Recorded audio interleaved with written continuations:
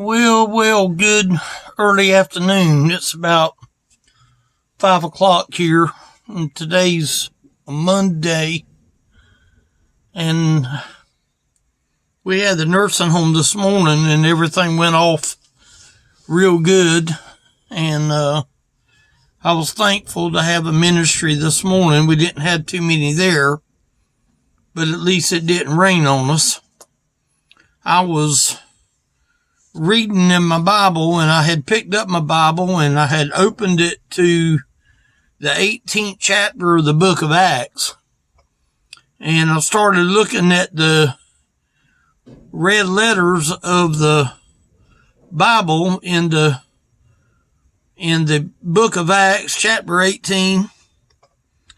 And Paul was been mentioned here a couple of times, and the Spirit was dealing with Paul. I'm reading one verse up there where Paul was pressed in the Spirit and testified to the Jews that Jesus was Christ.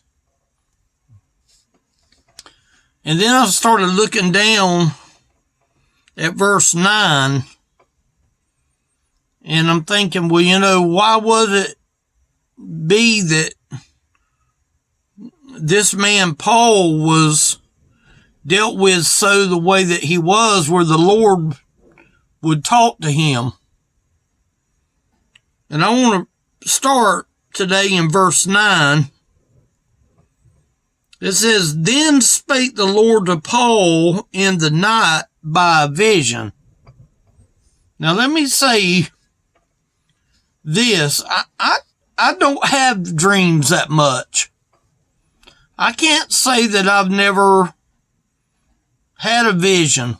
The dreams and stuff that I have it doesn't make any sense. Certain people have certain things that happen to them. Far as I know, I have never had a vision of any kind. But I'm looking at the words that the Lord told Paul in these red letters in chapter 18. The first thing that he tells Paul is to be not afraid. Be not afraid. When you're afraid to say something for the Lord, when the Lord deals with you and when the Lord is your master, a lot of people can get afraid. But the Spirit of God told Paul not to be afraid, but speak. Now I'm breaking this down because I just found this just a little while ago. So I haven't had a lot of time to really plan on anything really to say. But see, that's part of the Spirit's job, is to put words into your mouth and into your mind so that your mouth can say the words that the Lord wants to be said. It says here, be not afraid, but speak. And hold not thy peace. I had liberty today to bring a message in Psalm 23. And I only spoke for about 25 minutes. Probably one of the shortest messages that I have ever brought. And I had freedom to say the things that I said. And I tried to make it as clear as I know how to make it. And I believe the Lord is saying here to Paul, be not afraid. Don't be afraid. Don't be afraid to say the things that I give you to say. Don't be afraid. Don't be scared. Don't be overly concerned. Don't be afraid, but speak and hold not thy peace. Too many people, I believe, is afraid. They're afraid that they're going to offend someone. They are afraid that they might trifle with someone. They might be afraid that if they say something the wrong way, then it's going to cause hurt feelings. Well, the Lord wasn't concerned about when he told Paul right here to be not afraid, but speak. But speak. Meaning use your voice, use your mouth. Don't worry about what you're going to say, because he says here, and hold not thy peace. Meaning you say what I put in you to say. And here we see where the Lord tells him what to say. For I am with thee. For I am with thee. See, when the Lord is with you, you can say things that you never thought you'd say. When the Lord is with you, when you're doing it on your own, and you've got everything written down for the most part, I don't mind writing down stuff. I've got papers right back here that I've got things written on paper, and it helps me to move along with the message. It helps me to continue to keep talking and to keep moving on with the message, because I have a tendency to repeat myself. I don't like to, but a lot of these people in the nursing home, they didn't hear you the first time. So you have to speak again the second and maybe even the third time, because they don't hear you the first time. This word here says, for I am with thee. And listen to what else he says. And no man shall set on thee to hurt thee. Nobody's going to hurt you for speaking and not being afraid. He told him up here in this verse, be not afraid, but speak. And when a person speaks the glory of God, then God can work through anyone that believes up here in this verse where we was just at. Paul was pressed in the spirit and testified to the Jews that Jesus was Christ. We find that in verse 5. He was pressed, meaning that he had the infilling to be able to say the words that needs to be said. And that's what Paul is doing here. The Lord is telling him in this vision and in this dream, or it says it was a vision,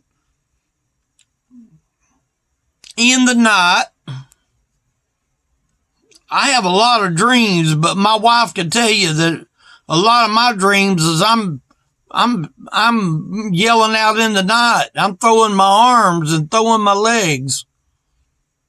And I don't remember none of it. But see, this man here was being dealt with by the Lord, because the Lord spoke to Paul in a night vision. Be not afraid, but speak and hold not thy peace. Meaning, let your tongue go and let you say things according to the Spirit of God. I don't think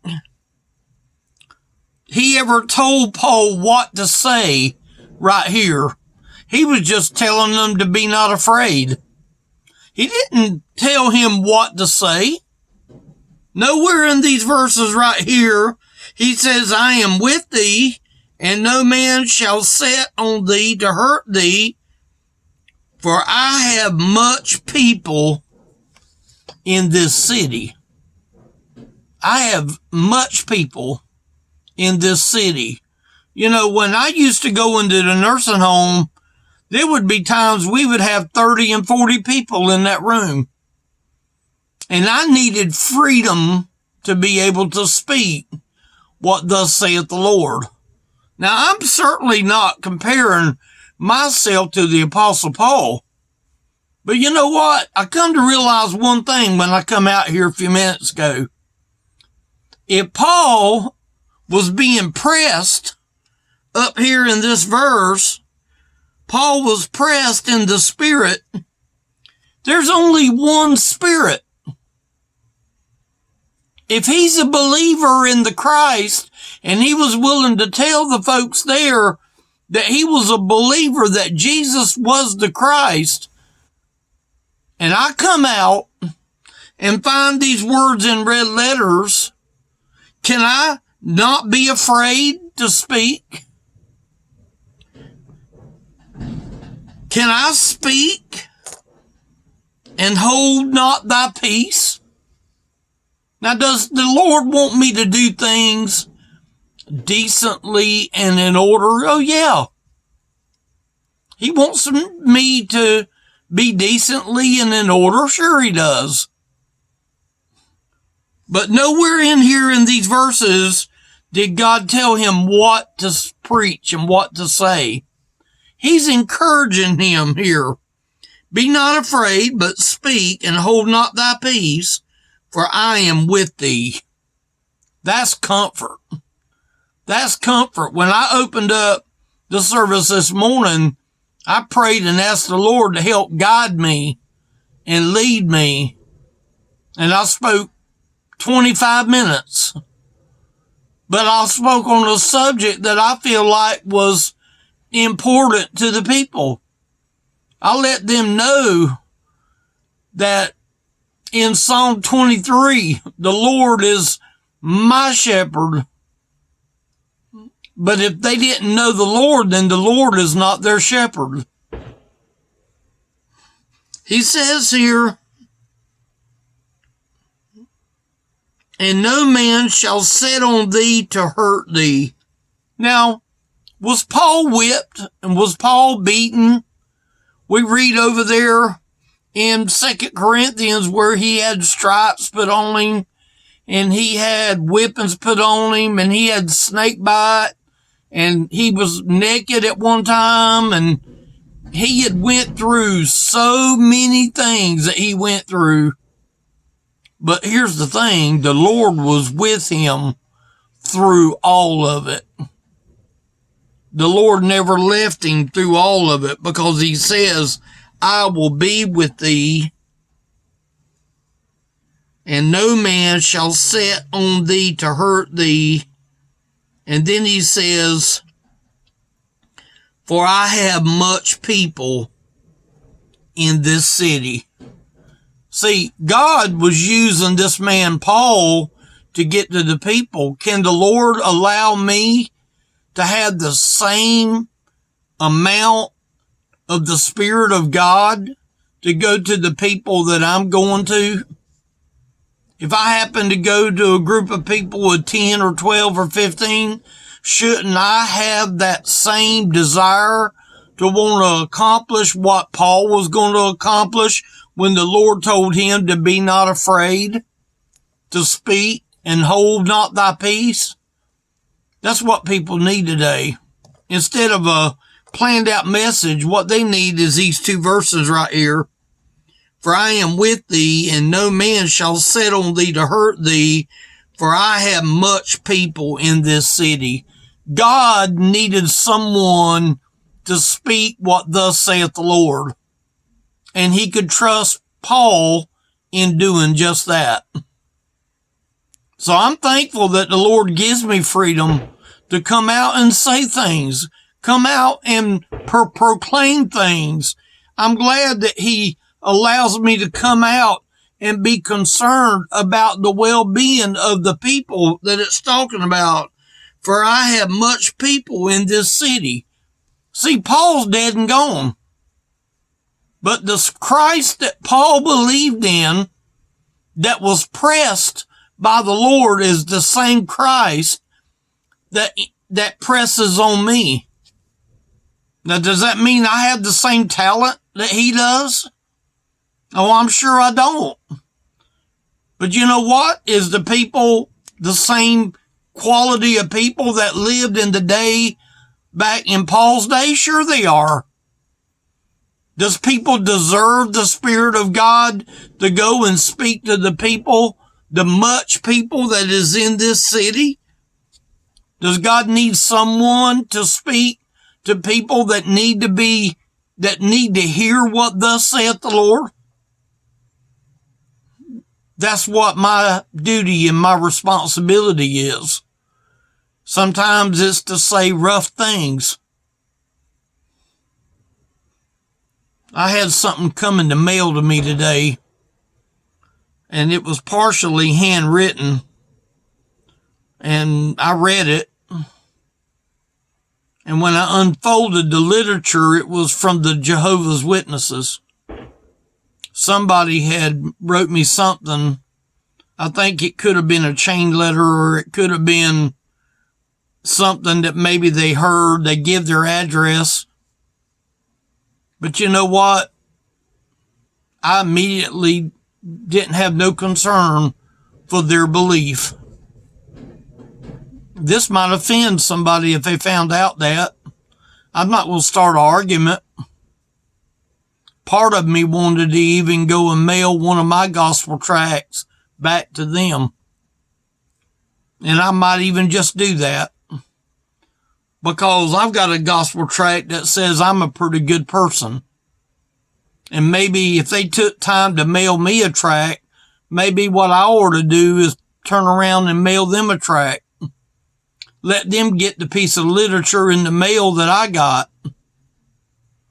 See, when you're speaking by the Spirit of God, this even makes even more sense now. Since I mentioned that about the letter that I got in the mail, be not afraid, but speak and hold not thy peace, for I am with thee, and no man shall set on thee to hurt thee, for I have much people in this city. Maybe that's what I'm going to do. Maybe I'm going to mail them a gospel tract and mail them something from me back to them. Because you know what? What I have to give is Jesus the Christ. And maybe that's what I'm going to do. Maybe that's the reason I'm making this video. elderlyministry.com is the website. If you go there and click on the menu button, it'll open up to the contact list. And there's a phone number there that you can call or email or Skype. Leave a message if you call. I'll be more than glad to talk with you.